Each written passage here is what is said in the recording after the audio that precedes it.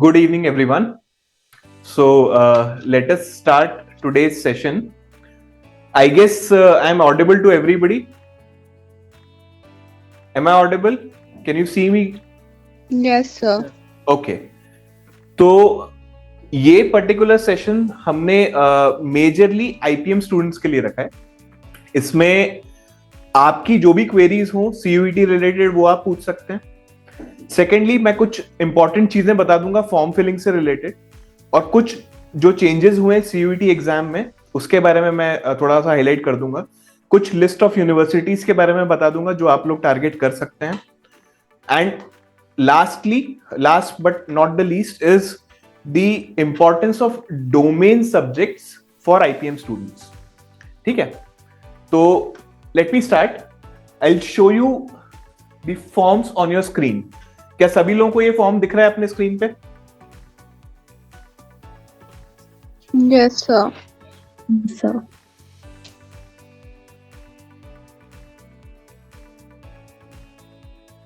Okay. तो जैसा कि आप देख पा रहे हैं ये वाला जो पार्ट है फॉर्म का, ये न्यू कैंडिडेट अगर कोई है तो वो यहां से आके पहले रजिस्टर करेगा. 3 स्टेप में है फॉर्म. पहला स्टेप है अप्लाइंग फॉर ऑनलाइन रजिस्ट्रेशन. इस स्टेप के थ्रू आप एनटीए में अपने आप को रजिस्टर करेंगे. तो आप एनटीए में अप्लाई करेंगे यहां पर ग्रीन वाले बटन पे जाके. अब ये रजिस्ट्रेशन हमने थोड़ा सा पहले से करके रखा हुआ है.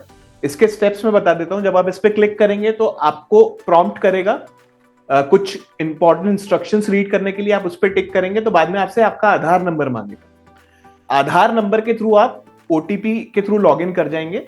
And once you have logged in, वो आपसे आपका मोबाइल नंबर और एक ईमेल आईडी वेरीफाई करेगा और एक एप्लीकेशन आईडी और पासवर्ड जनरेट करने के लिए बोलेगा. एप्लीकेशन आईडी वो जनरेट करेंगे और आपको एक पासवर्ड खुद का सेट करना होगा फॉर सब्सिक्वेंट लॉगिन्स. तो ये वाला पार्ट आप यहां से कंप्लीट कर पाएंगे. And filling the online application form वो अब हम यहां से चालू करेंगे, जो कि हमने इस स्क्रीन में लॉग इन करके ऑलरेडी रखा हुआ है. इंपॉर्टेंट चीजें मैं आपको बता देता हूं. फॉर एग्जाम्पल, जो पहला पार्ट है एप्लीकेशन फॉर्म का उसमें है कॉन्टैक्ट डिटेल्स. इसमें आपको सारी चीजें दिख रही होंगी. जो चीजें स्टार मार्क्ड है वो आपको नेसेसरीली भरना है. परमानेंट एड्रेस यदि आपका सेम है एज टेम्परेरी एड्रेस तो वो आप उसको ओके करेंगे, एग्री करेंगे एंड सेव इन नेक्स्ट. ये कुछ बेसिक स्टेप्स हैं, उसको अपन जल्दी से कंप्लीट करके यूनिवर्सिटीज एंड कोर्स सिलेक्शन पे आएंगे. वो अपने लिए ज्यादा इंपॉर्टेंट मुद्दा है. उसके बाद यहां सारी चीजें अपनी ऑलरेडी फिल्ड है क्योंकि आधार से वेरीफाई किया हुआ है. कुछ चीजें जैसे कैटेगरी क्या है वो आप यहां से सिलेक्ट कर सकते हैं. जो भी आप कैटेगरी सिलेक्ट कर रहे हैं प्लीज ध्यान से समझिए कि जनरल, ईडब्ल्यूएस, ओबीसी एटसेट्रा, अगर आप नॉन क्रीमी लेयर वगैरह से हैं तो आपके पास सर्टिफिकेट्स होने चाहिए. वो अभी भले ही आपसे सिर्फ आपकी प्रेफरेंस पूछ रहा है, बट बाद में at the time of counselling आपको सारे सर्टिफिकेट्स दिखाने होंगे और जो प्रिस्क्राइब डेट्स हैं, कट ऑफ डेट्स हैं, उसके हिसाब से आपको बताने. उसके बाद जो स्टार मार्क फील्ड्स हैं उनको हम एप्लीकेबिलिटी के हिसाब से यस या नो करेंगे. स्टेट ऑफ डोमिसाइल, यदि आपका कोई डोमिसाइल बना हुआ है तो आप उस हिसाब से चूज करेंगे. नहीं तो आप अपना होम स्टेट या जो परमानेंट एड्रेस वाला स्टेट है उसको अपना डोमिसाइल स्टेट मान सकते हैं. यहां मैंने सिलेक्ट किया. नाउ फादर्स और गार्जियंस एजुकेशन वगैरह जो भी है वो इस बारे में आप यहां से अपने सिलेक्ट कर सकते हैं और ऑक्यूपेशंस एक्सेट्रा भी सिलेक्ट कर सकते हैं. उसके बाद ये एक बहुत इंपॉर्टेंट सेक्शन हो जाता है. क्यों? अगर आप किसी कोटा के लिए अप्लाई कर रहे हैं, फॉर एग्जांपल ईडब्ल्यूएस या ओबीसी, तो वो इनकम बेस्ड है. और अगर आपके पास सर्टिफिकेट उस इनकम के हिसाब से बना हुआ है और आपने यहां कुछ मिसमैचिंग चीज भर दी तो at the time of counselling वो प्रॉब्लम दे सकता है. फिर आपको कोटा के जो बेनिफिट्स हैं वो नहीं मिलेंगे और आपको इवेंचुअली जनरल कैटेगरी का या अनरिजर्व कैटेगरी का कैंडिडेट ही मान लिया जाएगा. ये मैं उन लोगों के लिए बोल रहा हूं जो कोटा रिलैक्सेशंस क्लेम करेंगे. यहां पर आप उस हिसाब से अपनी इनकम वगैरह भर सकते हैं. इन चीजों को भी आप क्लिक करके आगे बढ़ सकते हैं. और कुछ बेसिक इंफॉर्मेशन पूछी हैं, रीजन नहीं पता मुझे, place of residence etcetera is urban, mode of preparation, इसमें आप जैसा प्रिपेयर कर रहे हो वैसा भर सकते हैं, इसमें कोई दिक्कत नहीं है. अगर आप कोचिंग वगैरह ले रहे हैं उस हिसाब से भी आप भर सकते हैं. मीडियम ऑफ क्वालिफाइंग, अभी तक जो भी आपने एग्जाम्स दिए हैं वो आपने कैसे क्वालिफाई किए हैं उसके बारे में दिया. फिर यहां पर मैं आई एग्री कर रहा हूं और सेव एंड नेक्स्ट पे मैंने क्लिक कर दिया। अब ये बता रहा है कि पर्सनल डिटेल्स अब सेव हो गई। एडिशनल कुछ और इंफॉर्मेशन पूछिए, फॉर एग्जांपल बीपीएल है या नहीं, उसको जल्दी से आप सिलेक्ट करके आगे बढ़ जाएं। यहां तक तो कोई दिक्कत नहीं है। अब यहां से एक और इश्यूज मेजरली चालू होते हैं, वो ये है कि एनसीसी कोटा, कई लोग एनसीसी में एनरोल्ड होते हैं, तो यदि उनके पास सर्टिफिकेट वगैरह है तो वो इसी पॉइंट ऑफ टाइम पे यस और नो करेंगे, बाद में फिर आप उसको क्लेम नहीं कर पाओगे। एंड दूसरा, कई लोग हैं जो दिल्ली यूनिवर्सिटी वगैरह के लिए स्पोर्ट्स कोटा के थ्रू अप्लाई करना चाहते हैं। लास्ट ईयर भी हमारे पास कुछ स्टूडेंट्स थे, एटलीस्ट 2 एक स्टूडेंट ऐसे थे जिन्होंने स्पोर्ट्स कोटा से बहुत अच्छे कॉलेजेस को सिक्योर किया है। तो यदि आपके पास सर्टिफिकेट है, वाकई में आप कोई लेवल ऑफ स्पोर्ट खेले हुए हैं, तो आप इसको अप्लाई कर सकते हैं। यहां से आप मान लीजिए स्पोर्ट्स कोटा को आप सिलेक्ट करना चाहते हैं, तो आपने यस किया। लेवल ऑफ स्पोर्ट्स अचीवमेंट वो यहां पर आपको दिखा रहा है, ठीक है। इंपॉर्टेंट बात ये हो जाती है कि यदि आपने स्पोर्ट्स कोटा क्लेम कर रहे हैं, तो इंडिया अगर किसी ने रिप्रेजेंट किया है तो उसको तो कोई दिक्कत नहीं, उसको ट्रायल्स नहीं देने पड़ेंगे। लेकिन जिसने इंडिया रिप्रेजेंट नहीं किया है, उसको डीयू में फिर ट्रायल्स से गुजरना पड़ेगा। और ट्रायल्स के 50% मार्क्स हैं, CUT score would be 25% for them, and पुराने सर्टिफिकेट्स वगैरह का भी कुछ वेटेज रहता है। अब जो स्पोर्ट्स कोटा में जो अचीवमेंट है वो आप इस हिसाब से भर सकते हैं, secured 1 to 3rd position etcetera, represented all India interzonal, represented India in a university team, participated in national senior sub junior youth games etc. वो उस हिसाब से आप सिलेक्ट करके आगे बढ़ सकते हैं। Are you award of university employ, yes या नो, उस हिसाब से करके फिर आगे बढ़े, सेव एंड नेक्स्ट करें। हाँ, अब यहां पर और इंपॉर्टेंट चीज आ जाती है, ये आपका है 10th की क्वालिफिकेशन डिटेल्स आपकी पूछ रहा है। तो रिजल्ट स्टेटस जो भी है, अब जैसे पास है, ईयर ऑफ पासिंग जो भी है आपकी, वो आप सिलेक्ट कर सकते हैं। 10th और इक्विवेलेंट है वो सिलेक्ट कर लिया। प्लेस ऑफ स्कूल आपका अर्बन रूरल था, वो सिलेक्ट करना है।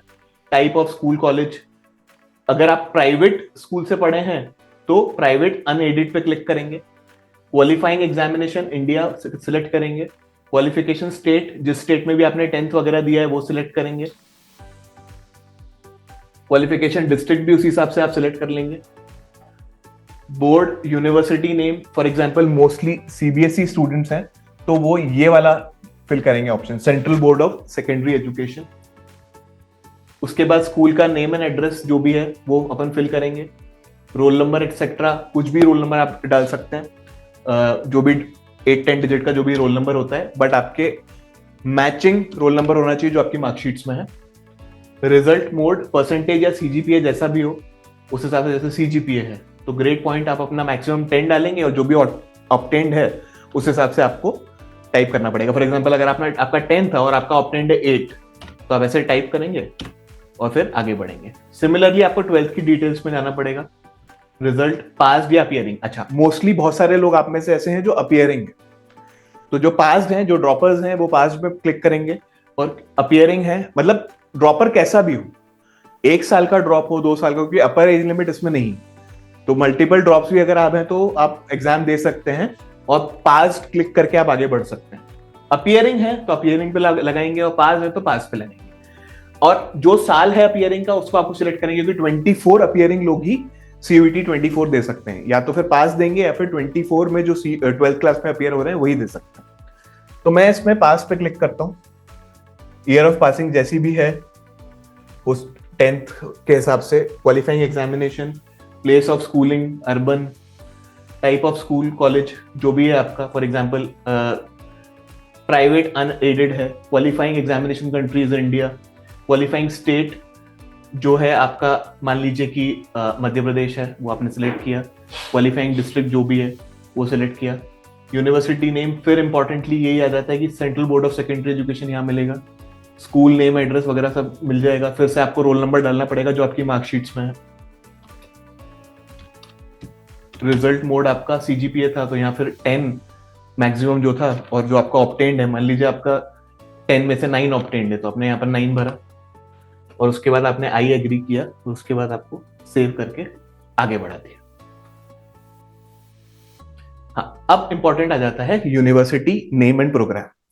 अब यहां पर से आपकी क्वेरीज भी चालू हो जाएंगी, और मुझे जो इंपॉर्टेंट चीजें आपको बतानी है वो भी मैं अपनी तरफ से बताता हूं। फॉर एग्जाम्पल, अगर आप कॉमर्स स्टूडेंट हैं या आप आईपीएम भी दे रहे हैं, तो आपके लिए एक टारगेट यूनिवर्सिटी नेचुरली बन जाती है। जो आईआईएम इंदौर को टारगेट कर रहा है उसके लिए फिर सीयूईटी से सबसे पहली टारगेट यूनिवर्सिटी होना चाहिए दिल्ली यूनिवर्सिटी। लास्ट ईयर भी हमारे यहाँ जितने भी स्टूडेंट्स थे उन्होंने सीयूईटी में अपियर किया ही था। इवन जिनका कॉल आ गया था आईआईएम से और जो कन्वर्ट नहीं हो पाए, they were easily able to crack CUET. और कई लोगों ने बीएमएस कोर्स शहीद सुखदेव वगैरह में लिया, तो 3-4 ऐसे स्टूडेंट्स भी थे। तो जो आईपीएम स्टूडेंट्स हैं उनको इस एग्जाम को निग्लेक्ट नहीं करना चाहिए। बहुत अच्छा कोर्स है बीएमएस वाला जो आपको दिल्ली यूनिवर्सिटी में मिल सकता है। अदर देन दैट आप लेडी श्रीराम कॉलेज में बीकॉम ऑनर्स वगैरह में भी जा सकते हैं और लेटर ऑन फिर एमबीए कर सकते हैं। तो वो सारी ऑप्शंस भी आपके लिए खुले हुए हैं। इसीलिए आपके लिए डोमेन सब्जेक्ट्स भी इंपॉर्टेंट हो जाते हैं, जिसके बारे में भी थोड़ी देर से बताऊंगा आपको। अभी अपन आ जाते हैं कोर्स सिलेक्शन पे। तो सबसे पहली प्रायोरिटी, क्योंकि हम आईपीएम टारगेट करते हुए स्टूडेंट्स हैं, तो हमको सबसे पहले टारगेट करना है यूनिवर्सिटी ऑफ दिल्ली। तो वो आपको दिल्ली यूनिवर्सिटी जो है यूनिवर्सिटी ऑफ दिल्ली के नाम से मिलेगी, जो बहुत नीचे है ये। कई बार लोग डीयू सर्च कर रहे होते हैं, दिल्ली यूनिवर्सिटी, वो नहीं मिलेगी वहां पर। यूनिवर्सिटी ऑफ दिल्ली के नाम से ही है, जो पॉपुलरली डीयू के नाम से हम जानते हैं जिसको। फिर सिलेक्ट प्रोग्राम नेम, यहां पर आएंगे। फॉर एग्जाम्पल आपको करना है बीकॉम ऑनर्स, ठीक है, तो मैं यहां पर ऐड कर दूंगा। अब ये देखो, ये इंपॉर्टेंट चीज आ जाती है। बीकॉम ऑनर्स में क्या क्या सब्जेक्ट मैपिंग है? Any one from section 1। What is section 1? Section 1 is language, और नेचुरली आपके लिए एक ऑप्शन बन जाता है लैंग्वेज का इंग्लिश, ठीक है। आई हार्डली सी कि कोई अपने आईपीएम स्टूडेंट हो जो हिंदी मीडियम से हो या हिंदी में उसने कभी पेपर दिया हो, इंग्लिश ही आप लोगों का मीडियम। तो आप सेक्शन 1 में इंग्लिश लैंग्वेज सिलेक्ट करेंगे। इसको भी मैं छोड़ रहा हूं, मैं एनी 2 फ्रॉम सेक्शन 2 की बात करता हूं। मैथ्स, अकाउंटेंसी वगैरह भी सेक्शन 2 के ही पार्ट है। Section 2 is nothing but domain subjects, ठीक है। तो डोमेन सब्जेक्ट्स की लिस्ट में 27 डोमेन सब्जेक्ट्स हैं। अगर कॉमर्स स्टूडेंट है तो नेचुरली उसको एनी 2 डोमेन सब्जेक्ट क्या हो जाएंगे? मैथ्स, अप्लाइड मैथ्स, अकाउंटेंसी, ये तो कंपलसरी हो गए भाई। आप अकाउंट्स तो देना ही देना है अगर आपको बीकॉम ऑनर्स में वहां एडमिशन चाहिए। अच्छा, ये किस कॉलेज में एडमिशन मिलेगा ये आपको काउंसलिंग के बाद पता पड़े। काउंसलिंग सीएसएस पोर्टल के थ्रू होगी, जो combined seat allocation system DU का होता है, उसके थ्रू काउंसलिंग होगी। But that would be done only when NTA has release your score cards. वो जून जुलाई की बात है जब वो काउंसलिंग होगी, तभी आपको रिलेटिव रैंक्स पता पड़ेंगे आपके कॉलेजेस पे। तो अभी ये सिर्फ हम एनटीए में रजिस्टर करेंगे सीयूटी एग्जाम के लिए। जब हमारे स्कोर कार्ड्स आ जाएंगे तब वेरियस यूनिवर्सिटीज को जो आपने यहाँ इंटरेस्ट शो किया है वो स्कोर कार्ड चला जाएगा, और उसके बाद आपको वेरियस यूनिवर्सिटीज की अलग अलग काउंसलिंग अटेंड करनी पड़ेगी। अब सेक्शन 2 में और क्या बचता है फिर कॉमर्स स्टूडेंट के लिए? उसके लिए बच जाता है बिजनेस स्टडीज और इकोनॉमिक्स। तो एक छोटा एग्जांपल अगर अपन लें कि जिसका मैथ्स नहीं है वो क्या करेगा? इंग्लिश लैंग्वेज लेगा, अकाउंटेंसी उसके लिए कंपलसरी है इस कोर्स के लिए, और साथ में बिजनेस स्टडीज और इकोनॉमिक्स लेगा। तो ये 4 सब्जेक्ट हो गए, है ना।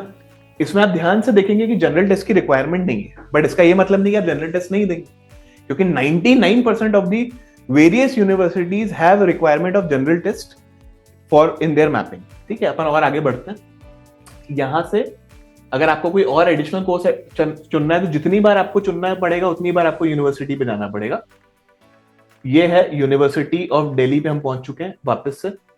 अब हमें कोई कोर्स सिलेक्ट करना है। फॉर एग्जांपल जो आईपीएम स्टूडेंट्स हैं वो they are more interested in this course.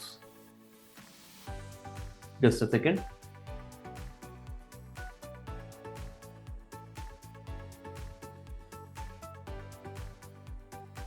ये वाला bachelor of business administration, BBA FIA, ये वाला कोर्स आप सिलेक्ट कर सकते हो, ठीक है। इसमें देखो अप्लाइड मैथ्स एंड सेक्शन 3 जैसे ही आ गया वो जनरल टेस्ट की बात होगी, ठीक है। तो मैथ्स जरूरी रहेगा, इंग्लिश जरूरी रहेगा, फिर जनरल टेस्ट। तो अब एक की जो मैपिंग है बीकॉम ऑनर्स की अगर आप बात करें तो उसकी मैपिंग में कौन आ जाता है?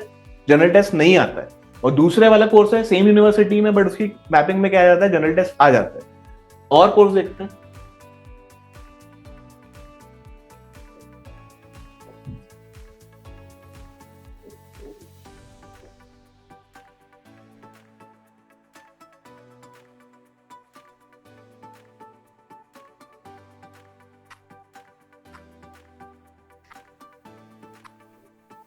यूनिवर्सिटी ऑफ दिल्ली, हाँ।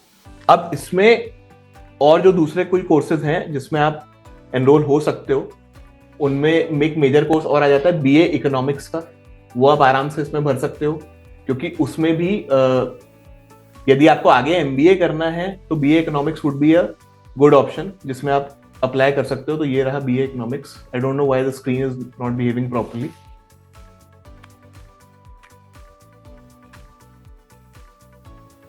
बीए इकोनॉमिक्स, तो यहां से जाके मैं उसको ऐड करता हूं।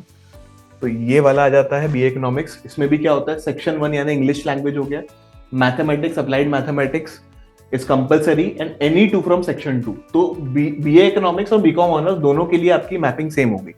और कई जगह आपको जनरल टेस्ट भी चाहिए। तो for a commerce student who has maths, है ना, अप्लाइड मैथ्स है, तो उसके लिए नेचुरली क्या हो जाती है मैपिंग, इंग्लिश जनरल टेस्ट, उसके बाद आपका economics, accounts, business studies and applied mathematics. 6 subject आप भरेंगे ही भरेंगे। जो कॉमर्स स्टूडेंट नहीं है, मान लीजिए साइंस स्टूडेंट है, तो वो कोई बीटेक कोर्सेज, एमटेक कोर्सेज के लिए भी अप्लाई कर सकता है, बीएससी कोर्सेज के लिए भी कर सकता है। तो उनकी मैपिंग में फिजिक्स केमिस्ट्री वगैरह आ जाएंगे जनरल टेस्ट और इंग्लिश के साथ। जनरल टेस्ट इंग्लिश तो सबको देना ही देना है। कोई ह्यूमैनिटीज वाला है तो उसके लिए क्या हो जाएगा, जनरल टेस्ट, इंग्लिश इंपेरेटिव है, साथ में फिर अपने 3 डोमेन भर देगा वो, जैसे कि पॉलिटिकल साइंस, ज्योग्राफी, हिस्ट्री, इस तरह से। ठीक है। अदर देन दैट, अगर आप डीएवीवी पे जाएं, डीएवीवी यूनिवर्सिटी जो है, देवी अहिल्या विश्वविद्यालय, जो अपना इंदौर यूनिवर्सिटी है, उस पे अपन जाएं, ये रही, है ना। इसमें जो आप लोग चूज कर सकते हैं course, that is integrated MBA course. पहले तो बीकॉम ऑनर्स वाले कोर्स आप फिल कर ही दें इसमें। अच्छा, अब ये देखो, डीएवीवी के लिए रिक्वायरमेंट क्या है, सेक्शन ए यानी general, sorry 1A, that is English and general test. तो अब आप देख पा रहे होंगे कि यहां डोमेन सब्जेक्ट की रिक्वायरमेंट नहीं है। कुछ यूनिवर्सिटी में डोमेन सब्जेक्ट की रिक्वायरमेंट है, इंदौर यूनिवर्सिटी में कुछ कोर्सेज के लिए नहीं है, कुछ के लिए है। अब अपन देखते हैं, अगर आपको इंटीग्रेटेड एमबीए कोर्स में जाना है डीएवीवी में, जो कि इंपेरेटिव है, आपको भरना ही चाहिए।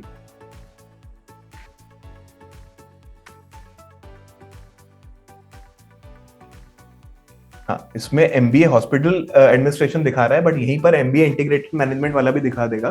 कुछ चीजें अपडेट हो रही हैं, आप एक 3-4 दिन वेट करके भी फॉर्म भर सकते हैं, क्योंकि बहुत सारी यूनिवर्सिटी और कोर्सेज अपडेट हो रहे हैं। फॉर एग्जाम्पल, अगर मैंने इसको ऐड कर दिया तो इसमें मेरी देखिए, आप अचानक से उसने मेरी रिक्वायरमेंट में बायोलॉजी, फिजिक्स, केमिस्ट्री डाल दिया, क्योंकि मैं हॉस्पिटल एडमिनिस्ट्रेशन में एमबीए कर रहा हूं। ठीक है। तो अगर आप कॉमर्स स्टूडेंट है और आपने ये कोर्स चूज कर लिया, फिर आप जब सब्जेक्ट्स भरने जाएंगे तो आपका फॉर्म आगे नहीं बढ़ेगा, क्योंकि आपने ऑटोमेटिकली फिजिक्स केमिस्ट्री चूज किया ही नहीं होगा।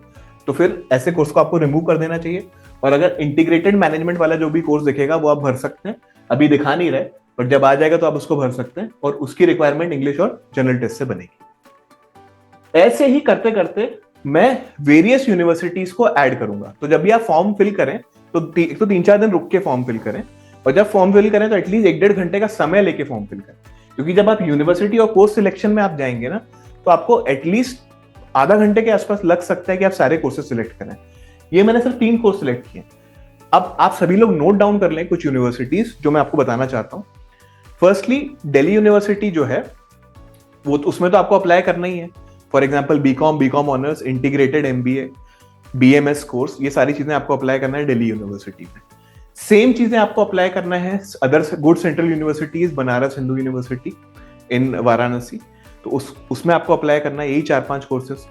फिर जामिया मिलिया में भी आप अप्लाई कर सकते हैं। जो लोग ह्यूमैनिटीज साइड भी जाना चाहते हैं या आगे सिविल सर्विसेज वगैरह को ट्राई करना चाहते हैं, तो वहाँ गवर्नमेंट एडेड फंडेड कोचिंग वगैरह भी मिलती है जामिया में, तो बहुत लोग प्रेफर करते हैं, वो आप भर सकते हैं। अलीगढ़ मुस्लिम यूनिवर्सिटी वगैरह आप भर सकते हैं, बड़ी रेप्यूटेड यूनिवर्सिटीज हैं। फिर आ जाते हैं अपन स्टेट यूनिवर्सिटीज में। स्टेट यूनिवर्सिटीज में भी कोर्स आपके लिए वही हो जाएंगे, BBA, BCom honours, integrated MBA. और इंटीग्रेटेड एमबीए भी आपको 3-4 तरह के मिलेंगे, जैसे मैनेजमेंट साइंस में इंटीग्रेटेड एमबीए है। फिर आपका एमबीए आ जाएगा टूरिज्म वगैरह में, ई कॉमर्स वगैरह में, बहुत सारे तरह के आपको एमबीए मिलेंगे। आपको सारे एमबीए कोर्सेज भरने। फिर यही सारे कोर्सेज आप भरिए विक्रम यूनिवर्सिटी उज्जैन, बरकतुल्ला यूनिवर्सिटी भोपाल और Jiwaji university Gwalior. At this point of time हमको सिर्फ इंटरेस्ट शो करना है इन कोर्सेज में। हमें कुछ कोर्सेज बैकअप के लिए भी भरने होते हैं, so please don't feel shy in putting up a course. हमारा ये मतलब नहीं होता है कि हमने अगर कोई कोर्स सिलेक्ट कर लिया है तो आपको उसमें जाना ही पड़ेगा, ऐसा नहीं है। आप सिर्फ इंटरेस्ट शो कर रहे हो, तो अपने बैकअप ऑप्शंस के हिसाब से भी कुछ इंटरेस्ट शो करके रखिए। तो BBA, BCom honours, BCom integrated MBA, BA economics type के जितने भी कोर्सेज आपको स्टेट यूनिवर्सिटी में मिल रहे हैं उनको भी आपको भरना है। तो सेंट्रल यूनिवर्सिटी मैंने 4-5 बताई, स्टेट यूनिवर्सिटी 3-4 बता दी मैंने आपको। इन सभी में आप 5-6 तरह के कोर्सेज भरेंगे तो ऑटोमेटिकली आपके यहाँ पर जो 3 दिख रहा है वैसे ही 40-45 कोर्स दिखने लग जाएंगे। अब आप कुछ यूनिवर्सिटीज ऐड कर लीजिए, फॉर एग्जाम्पल प्राइवेट यूनिवर्सिटीज में। तो प्राइवेट यूनिवर्सिटी में आप सबसे पहले अप्लाई करिए एमिटी यूनिवर्सिटी, उसके दिल्ली एनसीआर और बॉम्बे के कैंपस ओके हैं, आप उसमें उनमें अप्लाई कर सकते हैं। कौन से कोर्सेज अप्लाई करेंगे? वही integrated MBA, BBA, BCom honours, BA economics, BCom plain और इस तरह के कोई भी जो कोर्सेज हैं वो अप्लाई कर सकते हैं। अदर प्राइवेट यूनिवर्सिटीज में जीडी गोयनका यूनिवर्सिटी है, केआर मंगलम यूनिवर्सिटी है, लवली प्रोफेशनल यूनिवर्सिटी, इसमें फॉरेन एक्सचेंज प्रोग्राम वगैरह भी मिल जाते हैं आपको। बेनेट कोलमैन यूनिवर्सिटी है जो टाइम्स ऑफ इंडिया ग्रुप की है, तो जर्नलिज्म वगैरह में भी जिसको थोड़ा बहुत इंटरेस्ट हो तो बैकअप के लिए भरना चाह रहा है वो भर सकता है। ठीक है, इसके बाद आपके पास गलगोटियाज यूनिवर्सिटी है, वो भी दिल्ली एनसीआर की अच्छी यूनिवर्सिटी है। एसआरएम यूनिवर्सिटी है, वो भर सकते हैं। फिर कुछ डीम्ड यूनिवर्सिटीज में भी आप भर सकते हैं, जिसमें प्रमुख है Tata institute of social sciences, तो इसमें भी जितने अंडरग्रेड कोर्सेज हैं वो आप भर सकते हैं। हाँ, इसके अलावा सेंट्रल यूनिवर्सिटी में जेएनयू में भी अगर आपको कुछ कोर्सेज दिख जाए अंडरग्रेड के तो आप फिल कर सकते हो। मोस्टली उसमें वोकेशनल कोर्सेज टाइप के ज्यादा हैं, वो पीजी के लिए ज्यादा फेमस है, बट अगर फिर भी आपको मिलते हैं तो आप उसको भर सकते हैं। तो ये ब्रीफ के बाद मैं थोड़ा आगे बढ़ता हूँ, जो भी डाउट्स हो अपन ले लेंगे। यहां से मैं सेव एंड नेक्स्ट करके आगे बढ़ता हूँ। हाँ, चलो मैं अभी थोड़ा सा पॉज करके आप लोगों से पूछ ही लेता हूँ। At this point of time किसी को भी कोई डाउट है, कैसा भी डाउट आ रहा है तो प्लीज पूछ लो। I have few things in chat. Can you please explain section 1? Section 1 मैंने जैसे बताया ना, section 1 is nothing but the English language.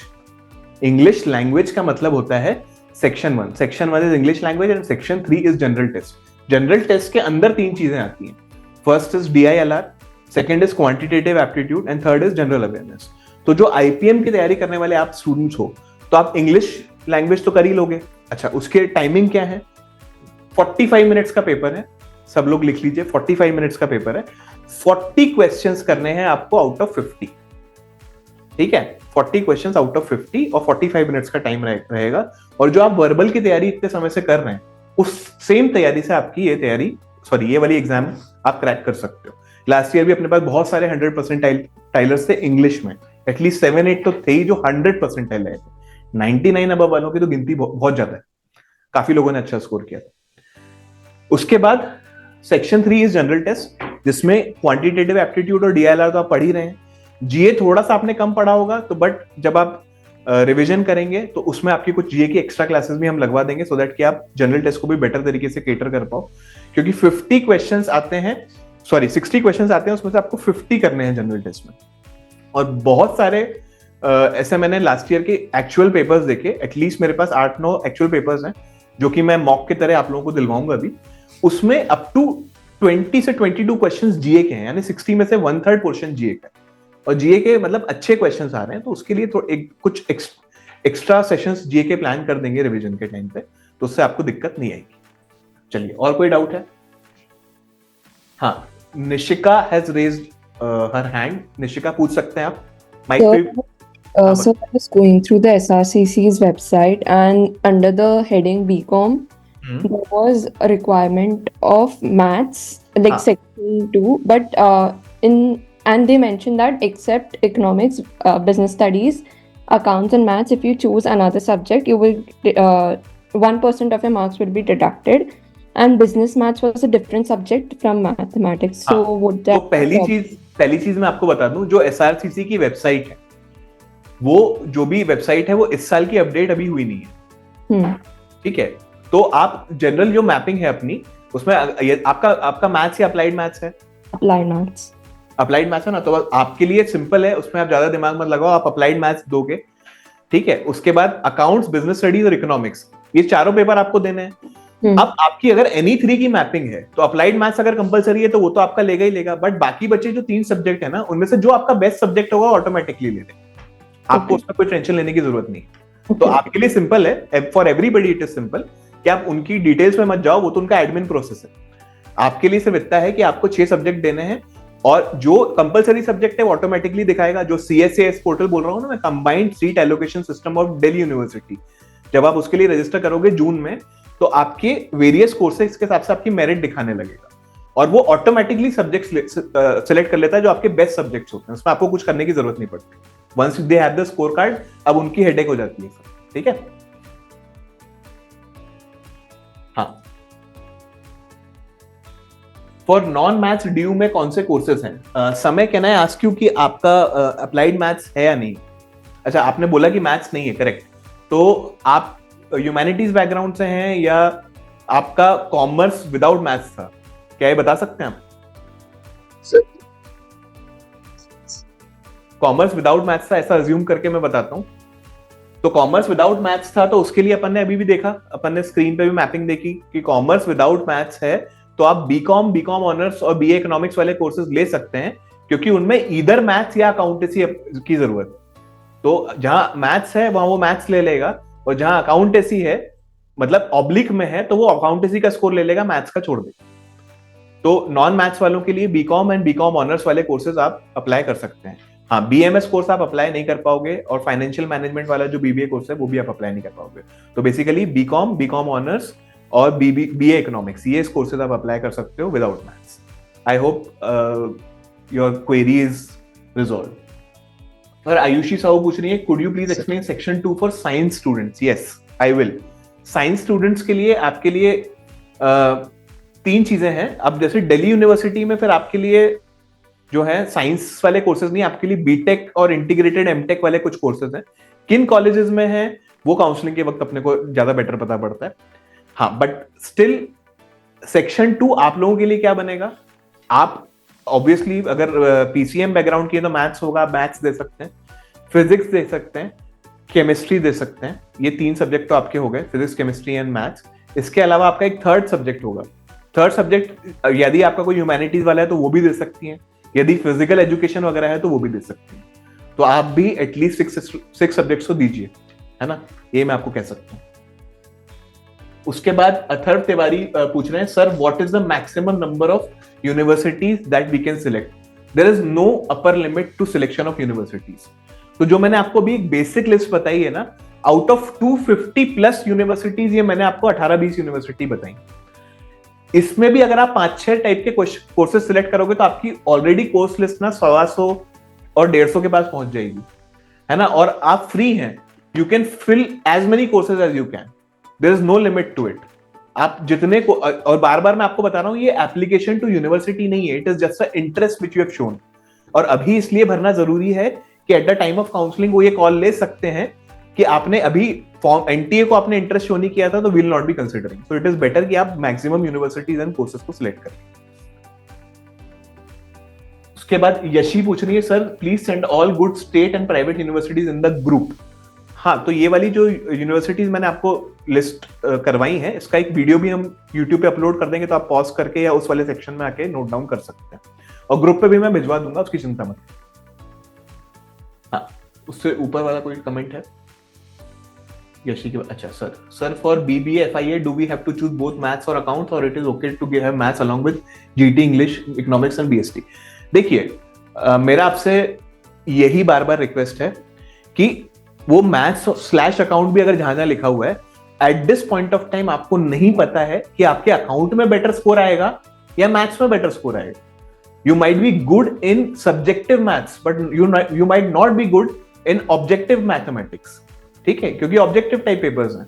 तो आपके लिए बेटर ये है कि आप 6 के 6 सब्जेक्ट देखे आओ। अगर उनको कोई बेस्ट 5 लेने होंगे तो उसमें से वो बेस्ट 5 ले लेंगे। अगर मैथ्स की रिक्वायरमेंट है तो मैथ्स ले लेंगे, उसमें से मैथ्स / अकाउंट है तो उसमें से जो भी बेटर होगा वो अपने आप ले लेंगे। अब बेटर है कि आप सभी देखे आओ। ऐसा मत करो कि अगर आपके पास मैथ्स है तो मैथ्स नहीं दोगे, आप 6 के 6 सब्जेक्ट पूरे दो, ठीक है, वो बेस्ट सब्जेक्ट अपने आप ले लेंगे। क्योंकि ऑब्जेक्टिव में आपके क्या स्कोर आएगा हम अभी से नहीं गेस कर सकते। Objective is completely different ball game. अच्छा, तनिशी पूछ रही है, sir please can you tell me about the syllabus of the applied maths? हाँ, तो सिलेबस के लिए आप क्या करेंगे, ये जो वेबसाइट दिख रही है ना, ये जो वेबसाइट है, इसमें आप होम पे जाएंगे ना, तो इसी सेक्शन में, अभी तो मैंने फॉर्म खोल रखा है इसलिए दिख नहीं रहा है, इधर ही सेक्शन में list of university and syllabus भी दिया हुआ है। And additionally what I will do is कि आप लोगों के ग्रुप्स में सारे सिलेबस जो भी पॉसिबल सिलेबसेस हैं, जनरल टेस्ट से लेके applied maths and business studies, commerce students वाले जितने सिलेबस वो भिजवा भी दूंगा, और नहीं तो आप इस सेक्शन में आके उसको डाउनलोड कर सकते हैं। 12th सीबीएसई से इंस्पायर्ड सिलेबस है, बट कंप्लीटली वैसा सिलेबस नहीं, क्योंकि दिस इज अ एग्जाम जो पैन इंडिया को कवर करती है, सारी यूनिवर्सिटीज को लिंक करती है। तो कई बार ऐसी स्थिति हो जाती है कि से केरला बोर्ड, तमिलनाडु बोर्ड में कुछ अलग टाइप का सिलेबस है, थोड़ा सा मेजर सिलेबस तो सबका सेम ही है, थोड़ा सा अलग है, मान लीजिए सीबीएसई में कुछ अलग है, आईसीएसई में कुछ अलग है, तो वो 50 आउट ऑफ 60 क्वेश्चंस या 40 आउट ऑफ 50 क्वेश्चंस जो करने की आपको सहूलियत दी गई है ना, वो इसीलिए दी गई है कि अगर कोई क्वेश्चन आपको आउट ऑफ सिलेबस लगता है, मान लीजिए किसी बोर्ड में है और आपके उसमें नहीं था, आपने नहीं पढ़ा है, तो आप उसको वेरी वेल छोड़ सकते हैं और बचे हुए क्वेश्चन अटेम्प्ट करिए। तो वो लिबर्टी इसीलिए प्रदान की गई है, और आप यहाँ से सिलेबस भी ले सकते हैं जैसा मैंने बताया, और मैं आपको ग्रुप पे भिजवा दूंगा। Please tell me about the psychology courses. ठीक है, साइकोलॉजी कोर्सेज के लिए तो बीए साइकोलॉजी जो आपको दिल्ली यूनिवर्सिटी है, उसमें आप बीए साइकोलॉजी में जा सकते हैं। तो साइकोलॉजी आपको सब्जेक्ट में अपीयर करना पड़ेगा, और अदर देन दैट उसकी मैपिंग में जो भी ह्यूमैनिटीज के या दूसरे सब्जेक्ट होंगे तो 5 सब्जेक्ट तो लगेंगे, जनरल टेस्ट, इंग्लिश और 3 सब्जेक्ट उसके, मतलब 2 सब्जेक्ट ह्यूमैनिटीज के और 1 साइकोलॉजी। तो BA economics psychology Delhi university में भर सकते हैं। अदर देन दैट कुछ प्राइवेट यूनिवर्सिटीज भी ऑफर कर रही हैं, जैसे जीडी गोयनका करती है, एमईटी करती है, एसआरएम करती है, बेनेट कोलमैन करती है, Tata institute of social science में भी आप देख सकते हैं। तो इन सभी जगह आपको साइकोलॉजी वाले कोर्सेज मिल जाएंगे, उसकी आपको दिक्कत नहीं आएगी। बट इंपॉर्टेंट बात सिर्फ ये है कि अगर सपोज दिल्ली यूनिवर्सिटी में आपको बीए साइकोलॉजी करना है और उनकी कोर्स मैपिंग में साइकोलॉजी दिखा रहे हैं, तो आपको साइकोलॉजी सब्जेक्ट देना पड़ेगा। अब एक और सभी लोगों के लिए आपको ये मतलब एक अनाउंसमेंट की तरह आप इसको सुन लें कि दिल्ली यूनिवर्सिटी अपनी मैपिंग में सिर्फ वही सब्जेक्ट्स को कंसिडर करती है, सिर्फ वही सब्जेक्ट्स को कंसिडर करती है जो आपने 12th बोर्ड में दिए। फॉर एग्जांपल, अगर आपने साइकोलॉजी 12th बोर्ड में नहीं दिया है और उनकी मैपिंग में बीए साइकोलॉजी में रिक्वायर्ड है, तो अगर आपने साइकोलॉजी से अपीयर भी कर दिया तो बट वो आपके मार्क्स को काउंट नहीं करेंगे, वो उन्हीं सब्जेक्ट्स के मार्क्स को काउंट करेंगे जिसमें आपने 12th बोर्ड में एग्जाम दिया है। अच्छा, this is only for Delhi university. और मेजरली जो दूसरी यूनिवर्सिटी है जिनमें साइकोलॉजी के कोर्स चाहिए या कोई XYZ कोर्स चाहिए, उनमें मेजरली इंग्लिश और जनरल टेस्ट से काम हो जाता है। डोमेन की रिक्वायरमेंट बहुत ज्यादा तक अगर मैं देखूं तो दिल्ली यूनिवर्सिटी के लिए ज्यादा है। Sir, can you share some extra questions PDF for GA preparation on WhatsApp group? Okay, ये जब क्रैश कोर्सेज वगैरह चालू हो जाएंगे तो जब आपकी एडिशनल क्लासेस लगेंगी जीए की, तो आपको बहुत सारा मटेरियल मिल जाएगा, आप उसकी चिंता मत करो, ठीक है। Other than that, sir, DU only have CSAS? Okay, yes, CSAS central seat allocation system specially design for Delhi university, और दूसरी यूनिवर्सिटी की काउंसलिंग अलग अलग तरीके से होती है। फॉर एग्जांपल, अगर मैं DAVV की काउंसलिंग लूं तो वो थोड़ी सी लेट होती है, राउंड अबाउट मिड अगस्त तक काउंसलिंग होती है और आपको फिजिकली प्रेजेंट होना पड़ता है। रही बात DU की, तो DU की काउंसलिंग के लिए आपको फिजिकली प्रेजेंट नहीं होना पड़ता। CSAS पोर्टल में आप रजिस्टर करेंगे तो आपकी ऑनलाइन काउंसलिंग और वेरियस राउंड्स, लगभग 5-6 राउंड काउंसलिंग के बाद उनके कॉलेज स्टार्ट होते हैं। तो वो जैसे जैसे आपकी रैंक खिसकती जाएगी हर काउंसलिंग के राउंड के बाद, वो आपको ऑलरेडी आपके पोर्टल पे दिखाता रहेगा। आगे देखते हैं। Sir, I am from PCM and if I fill for BBA and DU, so will I be required to fill commerce subjects as well? अगर आप PCM से हैं और अगर BBA में कॉमर्स सब्जेक्ट की रिक्वायरमेंट है, पहला तो यह है कि DU में BBA नहीं होता। एक चीज आपको मैं क्लियर कर दूं, DU में BBA नहीं है, वो फाइनेंशियल मैनेजमेंट वाला इकलौता कोर्स है। BBA को उसमें बोला जाता है BMS, bachelor of management science. अभी ड्रॉप डाउन लिस्ट में वो दिख नहीं रहा था, वो अपडेट हो जाएगा। हमारे यहाँ से शहीद सुखदेव में BMS में एक स्टूडेंट गया भी था लास्ट ईयर, तो उसमें वो BMS के नाम से जाना जाता है और उसमें मैथमेटिक्स का रिक्वायरमेंट है। और अगर उसमें मान लीजिए कॉमर्स सब्जेक्ट की रिक्वायरमेंट है कहीं, ठीक है, कॉमर्स सब्जेक्ट की अगर रिक्वायरमेंट है तो फिर आप अपीयर नहीं कर पाएंगे क्योंकि आप तो PCM वाले हैं। और अगर उसमें कॉमर्स सब्जेक्ट की रिक्वायरमेंट नहीं है, वो आप एक बार चेक करिए, तो फिर आप उसमें अपीयर कर सकते हैं। बट मैथ्स इज कंपलसरी, ये मुझे मालूम है। General test and English is compulsory. हाँ, should we take CUET if we are not targeting any university in Delhi NCR? Yes, definitely. जो मैंने आपको दूसरी यूनिवर्सिटीज बताई हैं, जैसे Tata institute of social science हो गया, जैसे SRM वगैरह हो गया, ये हैदराबाद में भी मिलेगी आपको, चेन्नई में मिलेगी, Tata institute of social science Bombay में है, एक महाराष्ट्र की, एक पूना की बहुत अच्छी यूनिवर्सिटी वो ऐड हो जाएगी। 250 प्लस यूनिवर्सिटी ने अभी तो अपडेट हो रही है लिस्ट, लास्ट ईयर 250 प्लस पहुंच चुके थे। फिर DAVV जिसमें इंटीग्रेटेड मैनेजमेंट कोर्स है, क्योंकि मान लीजिए आप IPM में नहीं जा पा रहे, मतलब आपका कॉल आया, आपका कन्वर्ट नहीं हुआ और आपने कॉल लिया कि नहीं you have to prepare for CAT, तो इंटीग्रेटेड MBA कोर्स DAVV में बहुत अच्छा ऑप्शन है मैनेजमेंट साइंस में। उसमें एक फैसिलिटी ये भी होती है कि आप 3 साल के बाद BBA लेके आप उसको छोड़ दीजिए और फिर कैट से IIM में चले जाइए, फिर MBA कर लीजिए, तो आप अपनी फील्ड में भी बने रहेंगे और एक डिसेंट इनफ कॉलेज में मिलेगा। तो CUET अगर आप नहीं देते हैं तो आपकी बेसिकली DAVV के जो इंटीग्रेटेड MBA कोर्सेज हैं वो तो आपके हाथ से जाएंगे ही जाएंगे, और बहुत सी और भी यूनिवर्सिटीज हैं जो आपके हाथ से चली जाएंगी। Sir what about the courses of Mumbai university? Yes, Mumbai university अभी इसमें लिस्टेड नहीं है, बट मुंबई में जो पॉपुलर कोर्सेज हैं वो जेवियर्स में मिलते हैं, और जेवियर्स अपना खुद का एंट्रेंस टेस्ट कंडक्ट कराता है, और नारसी मुंजी की जो मीठी बाई और NMIMS के कुछ कोर्सेज लास्ट ईयर ऐड हुए थे, बट इस साल अभी तक नहीं दिखा रहा है। अगर वो ऐड हो जाते हैं तो वो उनकी रिक्वायरमेंट सिर्फ जनरल टेस्ट की है, और वो बहुत अच्छे कोर्सेज हैं, आप उनको ऑप्ट कर सकते हैं। But as of now Manasi Monjee and Mithibai have not been added to CUET, और न्यूज भी ऐसी है कि इस बार वो CUET से बाहर रहेंगे। Sir, I have completed my 10th and completing my 12th from abroad. Therefore, while registration, should we write India or from the country we have done the respective classes? Yes. आपने अगर 12th abroad से किया है तो उसमें आप mention करें कि आपने दूसरी कंट्री से किया है, इंडिया मत लिखिए। तो मैंने एक जनरल फॉर्म फिल किया था, और यदि आप 10th में हैं, 10th आपने इंडिया से किया तो इंडिया करेंगे, और 12th अगर है तो जिस कंट्री में आप अपेयर किए हैं 12th, अच्छा 12 आप इंडियन बोर्ड से पढ़ रहे हैं, डिस्टेंस से पढ़ रहे हैं, मतलब आपका बोर्ड एनरोल्ड अगर इंडिया का है तो it is a different thing, but अगर आपका बोर्ड एनरोल्ड भी बाहर का है तो आप उसको मेंशन करेंगे, ठीक है। यानी कि अगर आपका बोर्ड एनरोल्ड किसी दूसरी कंट्री का है तो अब्रॉड क्लिक करेंगे, और बोर्ड एनरोल्ड इंडिया का है और इंडिया में आपको एग्जाम देना पड़ रहा है तो फिर इंडिया का। सर एक बार SRCC का बता दीजिए, how many subjects need? SRCC मैंने आपको बताया बीकॉम ऑनर्स और BA इकोनॉमिक्स सभी के लिए आपको मिनिमम 5 सब्जेक्ट की रिक्वायरमेंट है। First is English, second is mathematics, third mathematics या अकाउंट, ठीक है। फिर आपका आ जाता है बिजनेस स्टडीज एंड इकोनॉमिक्स, इन सब की तो आपकी रिक्वायरमेंट हो गई है 4 की। जनरल टेस्ट उसमें रिक्वायर्ड नहीं है, लेकिन जनरल टेस्ट तो वैसे भी आपको देना है, इसलिए मैं बार बार बोल रहा हूं कि स्पेसिफिक कॉलेजेस की रिक्वायरमेंट मत देखिए, आप ये 6 सब्जेक्ट दे दीजिए। अगर आपके अप्लाइड मैथ्स है तो business studies, economics, accounts and applied maths, ये 4 सब्जेक्ट हो गए डोमेन के, और जनरल टेस्ट एंड इंग्लिश, ये 6 सब्जेक्ट हो गए। अगर आपने 6 सब्जेक्ट दे दिए हैं तो ऑटोमेटिकली जहां भी जो रिक्वायरमेंट है, मान लीजिए किसी जगह 3 की रिक्वायरमेंट है, वो बेस्ट ऑफ 3 ले लेगा। मान लीजिए कहीं 5 की रिक्वायरमेंट है, उसमें से जो बेस्ट आपके 5 है वो ले लेगा, ठीक है। जनरल टेस्ट इंग्लिश तो आपको देना ही देना है, इसलिए आप चिंता ही मत करिए, आप 6 सब्जेक्ट बांध लीजिए अपने दिमाग में कि 6 सब्जेक्ट देने जाने, अगर आपका मैथ्स विद कॉमर्स है।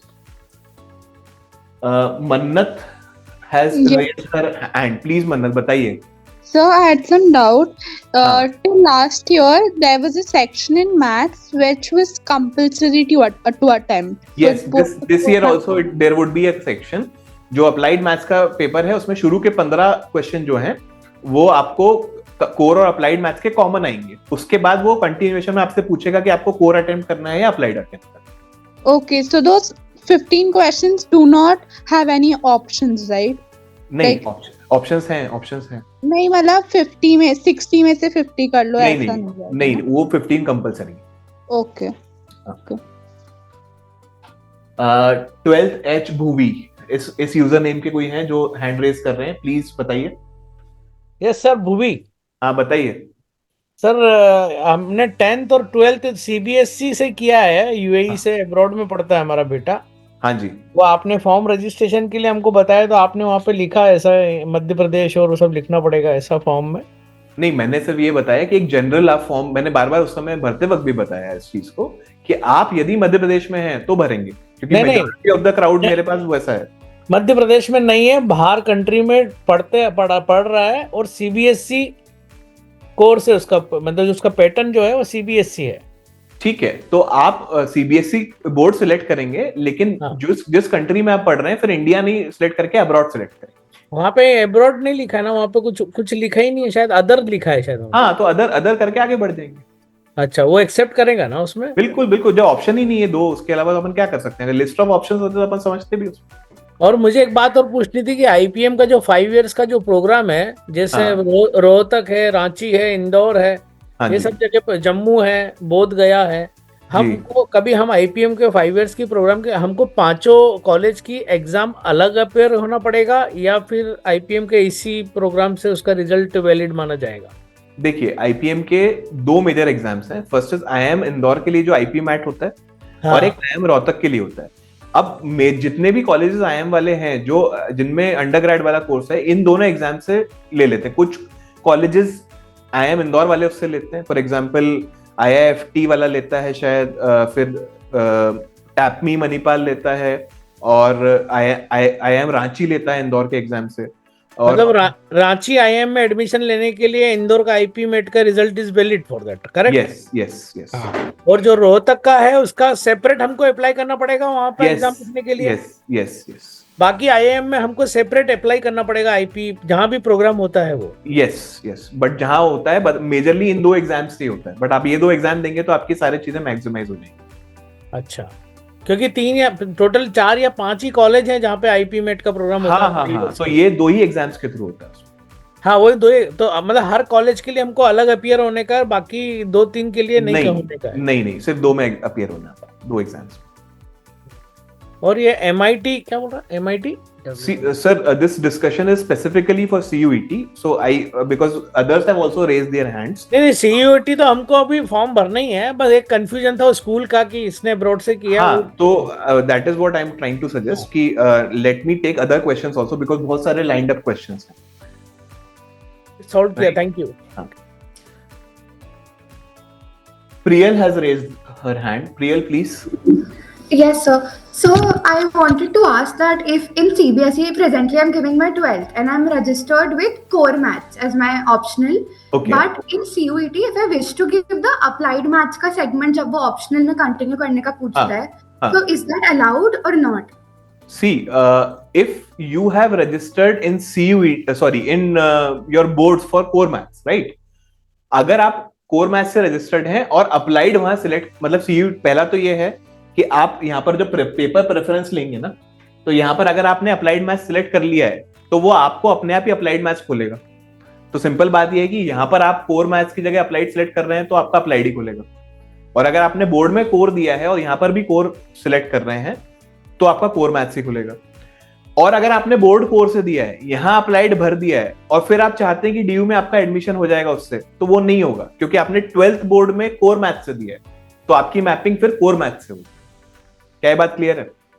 ओके, तो ऑप्शनल में मतलब ऐसे चॉइस नहीं आएगी, वो कंपलसरी 15 क्वेश्चन देने के बाद I have to do core maths का सेगमेंट होगी? हाँ, बिल्कुल। Okay.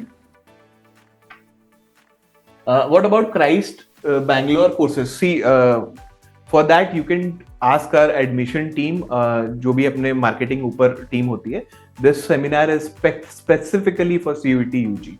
Christ university Bangalore is a very good university, इनका अपना अलग से एग्जाम होता है, ये मैं आपको बता सकता हूँ। बाकी डिटेल्स, इनकी फॉर्म्स की क्या डेट है, ये सब आपको मार्केटिंग ऑफिस से पता पड़ेगा। मन्नत मुश्चाल has asked, sir, are there any private university which consider CUET marks and also give some weightage to board marks? See, all the private universities, those are listed in CUET। Majority of the mapping में है general test and English, उनका board marks से कोई लेना देना नहीं है। DU भी आपके बोर्ड मार्क्स नहीं मांग रहा है, मिनिमम 50% आपके मांग रहा है बोर्ड में, बस उसके ऊपर नहीं। Sir, I am non math student, what to do? So this is a very open ended question. If you can come on the mic and ask whatever you want to ask, then I'll be able to answer this, else I'll have to avoid this question. अगला क्या है question बताइए? When should we fill out the form considering that a few courses needed to be updated? हाँ, तो अभी मैंने आपको बोला है ना कि आप एटलीस्ट जितना कोर्सेज आपको दिख रहे हैं उनको आप फिल करके रख लीजिए, सबमिट मत करिए फॉर्म को। फॉर्म सबमिट आप करिए 19-20 के बाद, उसके बाद जितने भी कोर्सेज और ऐड होंगे उसमें आप ऐड करते जाइएगा 5-6 दिन 8 दिन बाद। तो 20 तारीख के बाद ही आप फॉर्म को सबमिट करें, जब तक आप एडिटिंग मोड पे कोर्सेज को ऐड कर करके उसको छोड़ दीजिए। आपको वापस ओपन तो कर ही सकते हैं आप। सबमिट मत करिए, फी मत पे करिए, सबमिट मत करिए, सबमिट करिए 20th के बाद। Is the selection process for Saint Stephens as the same as the colleges in DU? नहीं, वो उनका सेंट स्टीफेंस का जो कॉलेज है वो DU के अंदर आता है, तो उनकी जो मैपिंग है, जो DU की मैपिंग है, that would be applicable for Saint Stephen's. अब उसमें कितनी सीट्स हैं, क्या है, वो आपको सीट एलोकेशन सिस्टम जो CSCS पोर्टल बार बार मैं बोल रहा हूँ उसमें जाके पता पड़ेगी। बट एलिजिबिलिटी अगर DU की है और सेंट स्टीफेंस DU में आता है, यस बिल्कुल आता है, तो वो DU की एलिजिबिलिटी के हिसाब से आपका इसमें हो। तो DU has more than say 60-65 colleges and overall say 60,000 seats, but जो काम की major important seats हैं वो 500-800 के आसपास। आगे बढ़िए, अनुषा क्या पूछना चाह रही है? Sir can you share the list of all the universities to apply? तो मैंने जो लिस्ट आपको कम से कम 20 एक यूनिवर्सिटीज की दी है, अभी इसमें वीडियो में बताई है, तो आप ये वीडियो आपको यूट्यूब पे अवेलेबल भी हो जाएगा कुछ समय में, तो आप उस सेक्शन में जाके उसको नोट डाउन कर सकते हैं। एंड अदर देन दैट, जब आपका क्रैश कोर्स वगैरह, नहीं क्रैश कोर्स से पहले ही आप लोगों के जो ग्रुप वगैरह है उसमें भी मैं एक बेसिक लिस्ट भिजवा दूंगा। बट आप बेसिक लिस्ट का वेट मत करिए, आप मेरे वाले वीडियो के सेक्शन में आ जाइए और उसको चला लीजिए और उसमें नोट डाउन करके आप भर सकते हैं। Do we have to apply Nirma separately as I have filled the IPMAT form? This question I am not equipped to handle because I am specifically talking about CUET UG। IPM related आपको कोई भी चीज है तो please आप इस चीज को सोहेल सर से कंफर्म करें। I hope everybody is in house over here mostly, तो सोहेल सर IPMAT को डील कर रहे हैं, उनसे पूछिएगा। चलिए अब मैं आपको क्वेरीज अभी खत्म हुई हैं तो मैं इसमें बता देता हूं। For example test paper selection कैसे करना है। टेस्ट पेपर का सिलेक्शन मैंने इस पे आ जाता हूं मैं, test papers and subject selection. Test paper, इसमें ऐसा कुछ नहीं है कि 1 आपको इंग्लिश ही सिलेक्ट करना है, 2 GT सिलेक्ट करना है, रैंडमली कर सकते हैं। बट इस बार उन्होंने लिमिट कर दी है कि आप 6 सब्जेक्ट से ज्यादा चूज नहीं करेंगे, ठीक है। 10 टोटल सब्जेक्ट हैं, उनमें से आपको 6 सब्जेक्ट्स को चूज करना है। तो पहला मैं मान लेता हूं कि इंग्लिश है, अब उसकी लैंग्वेज ऑटोमेटिकली मीडियम जो है इंग्लिश सिलेक्ट कर लिया। सेकेंड पेपर, इस पे आ जाता हूं मैं, सेकेंड पेपर मैंने सिलेक्ट कर लिया है जनरल टेस्ट। तो ये तो सभी को सिलेक्ट करना ही है, इंग्लिश एंड जनरल टेस्ट, इसमें तो कोई दिक्कत ही नहीं। फिर यहां से मैंने इंग्लिश ले लिया। अब थर्ड पेपर, अब मान लीजिए अगर मैं कॉमर्स स्टूडेंट हूं तो ऑटोमेटिकली सबसे पहले मैं अकाउंटेंसी सिलेक्ट कर लेता हूं, आप किसी भी ऑर्डर में सिलेक्ट कर सकते हैं। उसके बाद आ जाता है बिजनेस स्टडीज, उसको मैं इंग्लिश में ले लेता हूं। फिर उसके बाद ऑप्शन आ जाता है इकोनॉमिक्स का, उसको भी मैंने इंग्लिश में ले लिया। And if you have maths और अप्लाइड मैथ्स, तो जिन लोगों ने जो पूछ रही थी ना कोर और अप्लाइड मैथ्स का जो क्वेश्चन पूछ रही थी, तो जब मैं मैथ्स पे आ रहा हूं तो देखो यहाँ है मैथ्स एंड अप्लाइड मैथमेटिक्स, तो यहाँ मैंने चूज कर लिया है। अब आप जब वहां पर आएंगे, अगर आपने बोर्ड में कोर मैथ्स से दिया है तो प्लीज अटेम्प्ट कोर मैथ्स, और अगर आपने बोर्ड अप्लाइड मैथ्स से दिया है तो प्लीज अटेम्प्ट अप्लाइड मैथ्स, नहीं तो DU में एडमिशन नहीं मिलेगा। सिंपल। और यहां पर मैं एग्री कर जाता हूं और फिर मैं सेव एंड नेक्स्ट करके आगे बढ़ता हूं, ठीक है। अब ये एक और चीज आ जाती है, इस बार उन्होंने 4 सेंटर्स दिए हैं सिलेक्ट करने के लिए, पिछली बार 2 थे। अब ये 4 सेंटर हैं, इसका मेन रीजन ये है कि कुछ एग्जाम्स इस बार वो हाइब्रिड कराने वाले।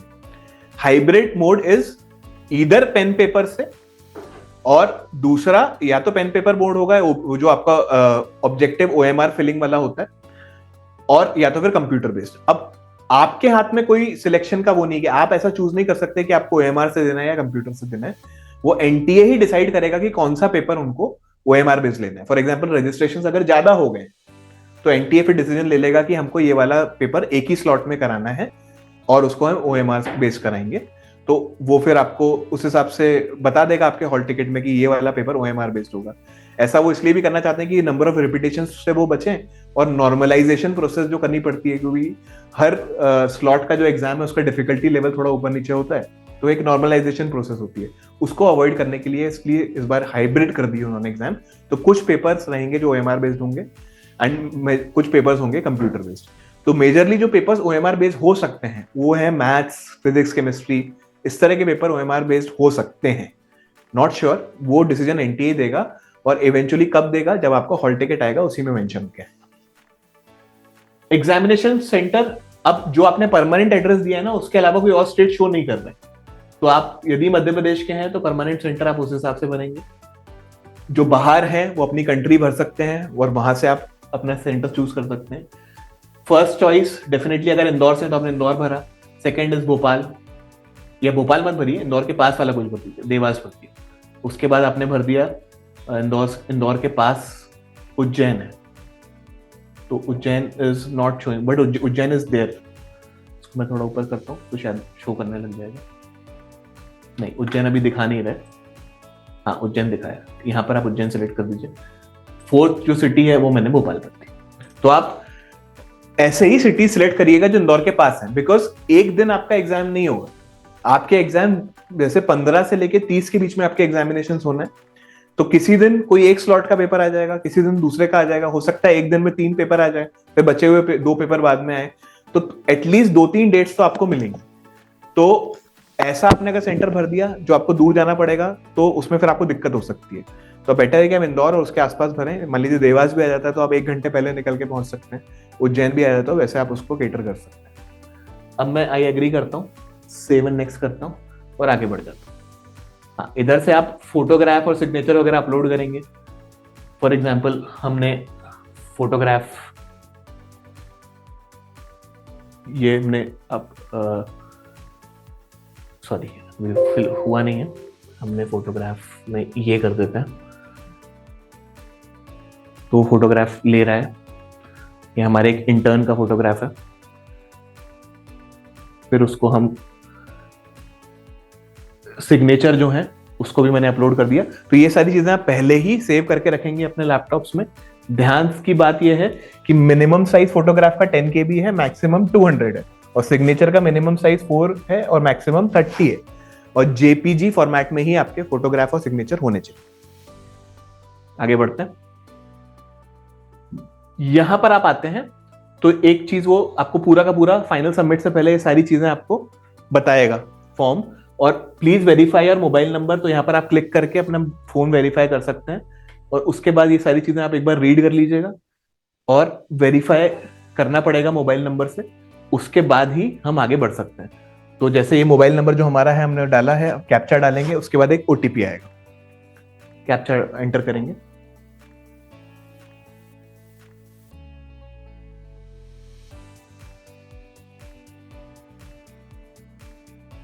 Send OTP। तो जो आपका वैलिड एक्टिव मोबाइल नंबर है वही आप यूज करेंगे, and valid active email ID he mobile number use करेंगे। 7005 इज अ मोबाइल OTP।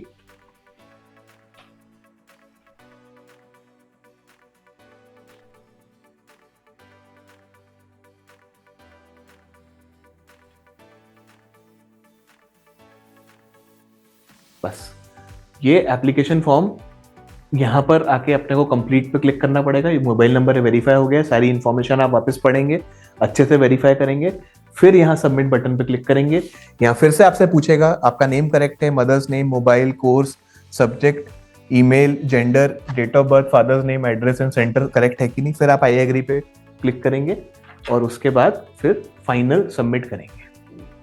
ठीक है, अब फाइनल सबमिट हो जाने के बाद यहाँ आपके पास ऑप्शन आ जाता है पे नाउ का।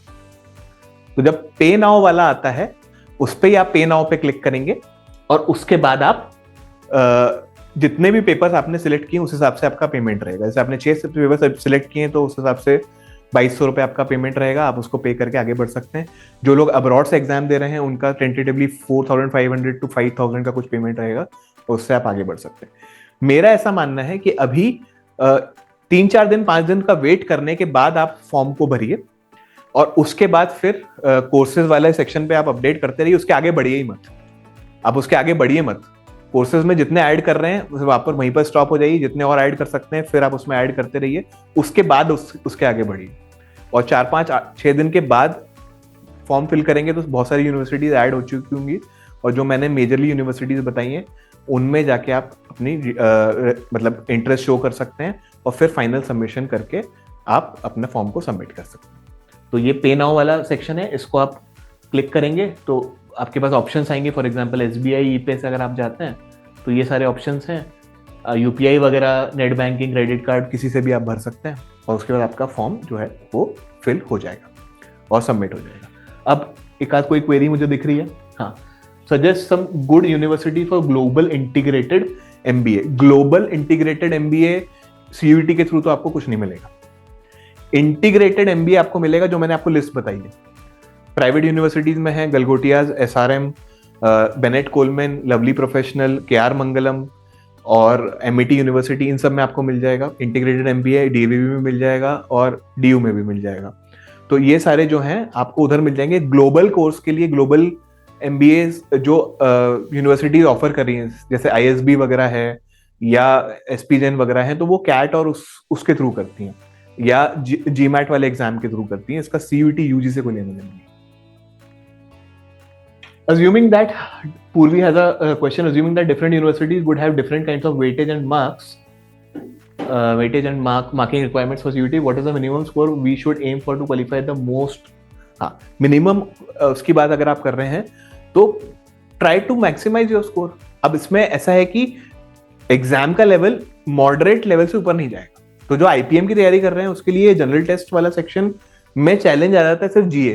तो जीए के लिए हम कुछ एक्स्ट्रा क्लासेस भी प्लान करेंगे, मतलब कुछ और ज्यादा क्लासेस भी प्लान करेंगे सो दैट कि आप उसको कर पाएं।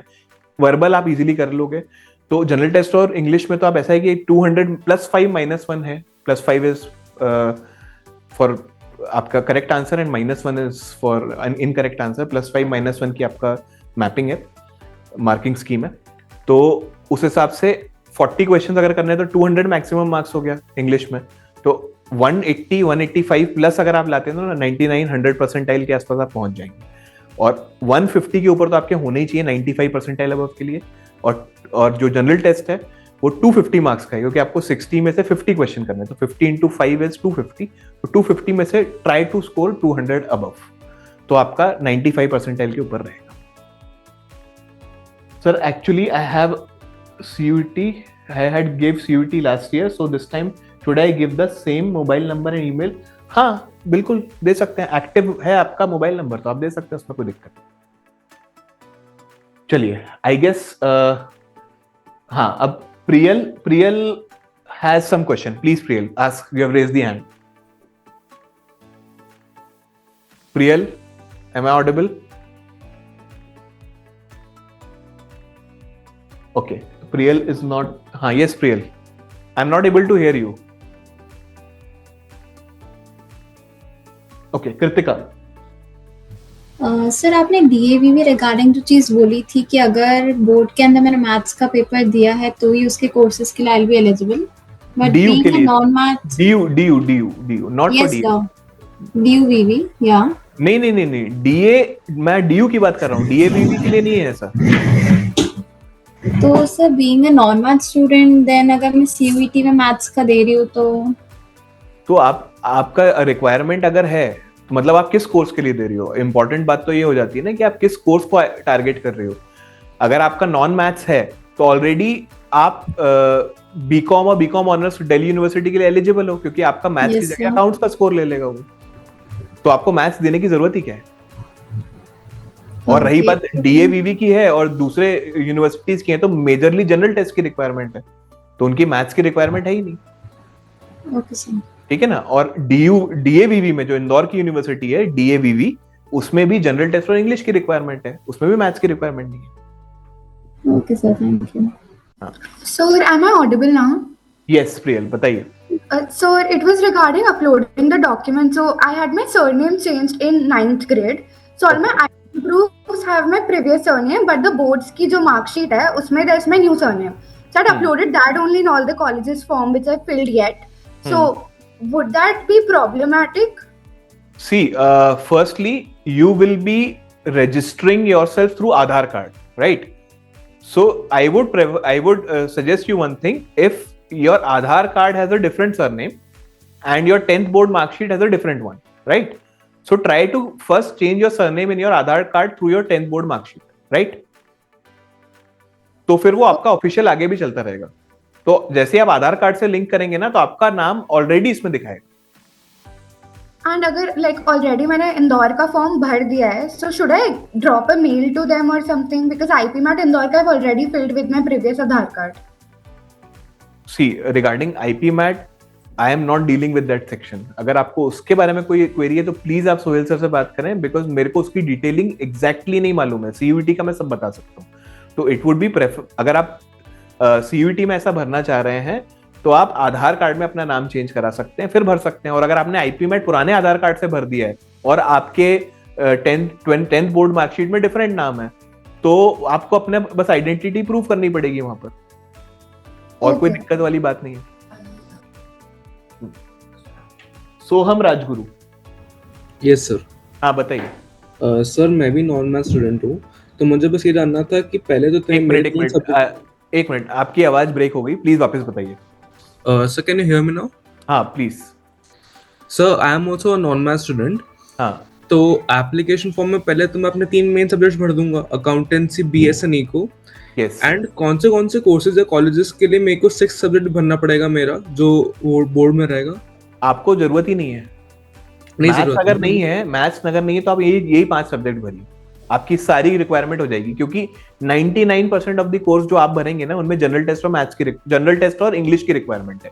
और जहां डीयू में आपको जरूरत लगेगी आपके इसकी डोमेन सब्जेक्ट की, तो इन 3 डोमेन सब्जेक्ट से आपका काम हो जाएगा.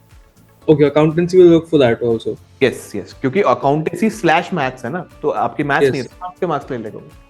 ठीक है सर, थैंक और यू. जिनका दोनों है उनको मैं दोनों देने के लिए इसलिए बोल रहा हूँ कि जो बेस्ट सब्जेक्ट होगा अपने आप आ जाएगा. अभी आपको अपने को नहीं पता ना जिसमें आप बेटर स्कोर करो. तो मैं सिर्फ अगर 3 ही भरूं तो मेरा भी चल जाएगा उसके? यस बिल्कुल 100%, कोई दिक्कत नहीं. Okay, thank you sir. Now I have Krish Goyal. Krish, sir मुझे एक्चुअली बेसिक डिफरेंस जानना था. जो भी सारे कॉमर्स रिलेटेड कोर्सेज है, बीबीए, बीकॉम, बीए ऑनर्स, और इन सब के बेसिकली जो पढ़ाते हैं उस पे क्या डिफरेंस रहता है? देखिए बीकॉम जो है वो आपके ट्रेडिशनल कोर्स है, जो आपका ट्रेडिशनल कॉमर्स रिलेटेड कोर्स है, जिसमें इकोनॉमिक्स वगैरह के बारे में, बिजनेस स्टडीज वगैरह के बारे में थोड़ा थोड़ा बताएंगे. जिसमें बीकॉम ऑनर्स है तो थोड़ा प्रैक्टिकल और फील्ड एक्सपीरियंस वगैरह, प्रोजेक्ट्स वगैरह ज्यादा होते हैं उसमें. एक बेसिक डिफरेंस ये है. और बीबीए जो है दैट इज इकोनॉमिक्स का थोड़ा सा क्रक्स है, बट मेजरली आप उसमें एडमिनिस्ट्रेशन या एमबीए रिलेटेड चीजें ज्यादा पढ़ेंगे. तो वो बीबीए जब भी टारगेट करना चाहिए अगर आपको आगे जाके एमबीए करना है. आई होप सर जैसे बेसिकली स्पेशलाइजेशन अगर फाइनेंशियल एनालिसिस में करना है तो which course should we opt for? BBA finance आपका डीयू में भी, डीएवीवी में भी है, और बहुत सारी प्राइवेट यूनिवर्सिटीज में. तो आप बीबीए कर सकते हैं फाइनेंस में. ठीक है, ओके सर. चलो, I hope I have cleared all the doubts. I guess no doubt is remaining. तो I can I wind up this session now? I guess it was informative, और इसका पूरा वीडियो जिस session का आपको YouTube पे मिल जाएगा. ठीक है, चलिए, thank you very much and all the best for your IPMAT and CUET exams.